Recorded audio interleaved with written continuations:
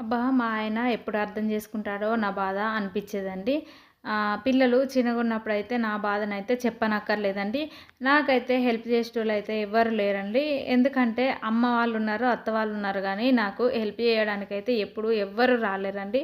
ఎందుకంటే అమ్మ వాళ్ళకైనా, అత్త వాళ్ళకైనా వ్యవసాయం ఉందండి. అందుకోసమే వ్యవసాయం చేసుకుంటూ ఉండేవాళ్ళు గానీ నేను ఎప్పుడు గూడా వాళ్ళను రమ్మని అడగలేదు. ఒకవేళ అర్థం చేసుకొని వస్తారేమో అనుకున్నాను గానీ ఎవ్వరు అర్థం చేసుకోరండి మన బాధనైతే. మన బాధను మనమే అర్థం చేసుకొని మన పనులు మనమే చేసుకోవడము మంచిదండి. ఎందుకంటే ఇంట్లో కనీసం హస్బెండు మనకు హెల్ప్ చేస్తాడేమో అనుకుంటాం గానీ తను కూడా హెల్ప్ చేయరండి. ఎందుకంటే ఈ బిజీ లైఫ్‌లో అయితే జాబ్‌కెళ్ళొచ్చినంక మనకు హెల్ప్ చేయడం అనేది చాలా కష్టమండి. ఎందుకంటే మా ఆయనదైతే చెప్పనక్కర్లేదు. మార్నింగు 5:30కి ఎళ్ళిండు అంటే మళ్ళీ మధ్యలో 7:30కి వస్తాడండి. వచ్చిన తర్వాత తను ఫ్రెష్ అప్ అయ్యి టిఫిన్ తినేసి మళ్ళీ 9కి వెళ్తాడండి. 9కి వెళ్ళిన తర్వాత మళ్ళీ లంచ్ టైంలో అయితే 1, 2 అవర్స్ అయితే ఇంట్లో ఉండి వెళ్ళేవాడండి. వెళ్ళి మళ్ళీ ఈవినింగ్ వచ్చేవాడు. అయితే పిల్లలు చిన్నగున్నప్పుడైతే మనకైతే చాలా కష్టంగా ఉంటదండి. మరి పెద్దబ్బాయి పుట్టినప్పుడైతే 5 మంత్స్ వరకైతే అమ్మ వాళ్ళ ఇంటికాడనే ఉన్నాను కాబట్టి అంత ఇబ్బంది అనిపియలేదండి. వచ్చిన తర్వాత చూడు ఒకటే ఏడుపొస్తది. ఏ పని చేసుకోవాలన్నా మనమే చేసుకోవాలి కదా! అప్పుడు ఎంతైనా అప్పటిదాకా అమ్మ చేసి పెడతది కాబట్టి మనకైతే ఆ విలువ తెలవదండి. మనం దగ్గరికి మనం చేసుకోవాలనంటే కూడా చాలా కష్టంగా ఉంటదండి. అప్పుడే బేబీకి ఫుడ్డు అయినా ఏదైనా మనమే చూసుకోవాలి కదా! అందులో మా ఇంట్లో అయితే అప్పుడు వాషింగ్ మిషన్ తీసుకోలేదండి. ఆ బట్టలన్నీ వాష్ చేసుకోవాలి, ఇంట్లో పనంతా చేయాలి, బాబుని చూసుకోవాలి, హస్బెండ్‌ని చూసుకోవాలి, ఇవన్నీ ఉంటుండే అండి. ఎంత చేసినా కానీ పనైతే ఒడవకపోతుండండి.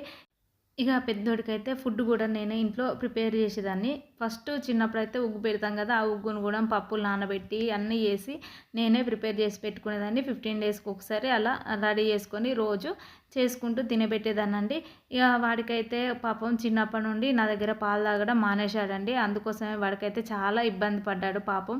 అందుకే ఇప్పుడు సన్నగా ఉంటాడండి. ఎవ్వరైనా 6 మంత్స్ దాకా పిల్లలైతే పాలు తాగుతారు. మా చిన్నోడైతే 2 ఇయర్స్ దాకా తాగిండు గానీ పెద్దోడికైతే థర్డ్ మంత్‌లోనే బంద్ చేసిండండి. పాపం ఏమైందో ఏమో తెలియదు గానీ చిన్నప్పుడు పిల్లల్ని వదిలైతే ఎటు వెళ్ళకూడదండి. నేను ఒకరోజు సండే రోజైతే మా బాబుని వదిలి ఒక ఫంక్షన్‌కి వెళ్ళొచ్చానండి. అందుకోసమే వాడైతే అప్పటి నుండి నా దగ్గర పాలు తాగడమే మానేశాడండి. అసొంటియి ఏవి పెట్టుకోవద్దని చిన్నోడినైతే జాగ్రత్తగా చూసుకోవడం అలవాటు చేసుకున్నానండి. పెద్దోడిని కూడా అప్పటి నుండి వదిలి ఎటు వెళ్ళలేదు, ఎక్కడికి వెళ్ళలేదండి. పెద్ద అబ్బాయికైతే 3 ఇయర్స్ వచ్చేంత వరకు కూడా నాకు చాలా కష్టంగా అనిపించేదండి. ఎందుకంటే అంత పని చేసుకోవాలి. కనీసం స్నానం చేయడానికి వెళ్ళేప్పుడు కూడా పిల్లల్ని పట్టుకోవడానికి ఎవ్వరు లేరండి. పాపం వచ్చి డోర్ దగ్గర డోర్ కొట్టుకుంటూ ఉండేవాడు పాపం చిన్నవాడు కదా! అందుకోసమనే చాలా బాధగా ఉండేదండి. ఎవ్వరైనా ఎప్పుడైనా పెద్దవాళ్ళు ఉండాలండి పిల్లలు ఉన్నప్పుడైతే. మనలకి కొంచెం అన్నా రిలీఫ్ ఉంటుందండి. ఎప్పుడు చూడు బాబు రాత్రి ఏడ్చినా కూడా మనమే ఎత్తుకోవాలి. పొద్దున దాకా ఏడ్చినప్పటికి మనమే ఎత్తుకోవాలండి. అందుకోసమనే పిల్లలు అయితే కొంచెం పెద్దవాళ్ళు ఉంటేనైతే ఇంట్లో మంచిగా ఉంటుందండి. కానీ ఈ జనరేషన్‌లోనైతే వాళ్ళైతే ఉండరు. ఉందామని అనుకున్న వాళ్ళకి ఉంచుకునే వాళ్ళు కూడా లేరండి. అలా ఉంటది ఇప్పుడు పరిస్థితి అయితే. తర్వాత అయితే కొద్ది కొద్దిగా పిల్లలు పెద్దవైన కొద్దీ అర్థం చేసుకుంటాడేమో హస్బెండు, పాపం చేస్తాడేమో అనుకున్నాను. కానీ ఎప్పుడు కూడా నాకు వర్క్ చేసింది లేదు, ఏం లేదండి. రాను రాను ఇప్పుడు పిల్లలు పెద్దగయిన తర్వాత ఇప్పుడు అర్థమవుతుంది. ఎప్పుడైనా హెల్త్ ఇష్యూస్ వచ్చినప్పుడైతే హస్బెండ్ చాలా ప్రేమగా చూసుకుంటున్నాడండి. ఇన్ని రోజుల తర్వాత అయితే తనలో మార్పొచ్చింది. ఇప్పుడైతే ఒక చిన్న ప్రాబ్లమ్ గానీ నన్నైతే తిని కూర్చోమంటాడు. మొత్తం వర్క్ అంతా తనే చేస్తాడండి. ఒకవేళ టైం లేకపోయినా గానీ ఒకవేళ సెలవు పెట్టుకొని ఇంట్లో అయినా కూడా నాకు హెల్ప్ చేస్తూ ఉంటాడండి. ఏదో ఒక రోజైతే ఎవరిలోనైనా మార్పు వస్తుందండి. ఇప్పటికైతే మా హస్బెండ్‌లో మార్పు వచ్చింది. అదే సంతోషం అండి.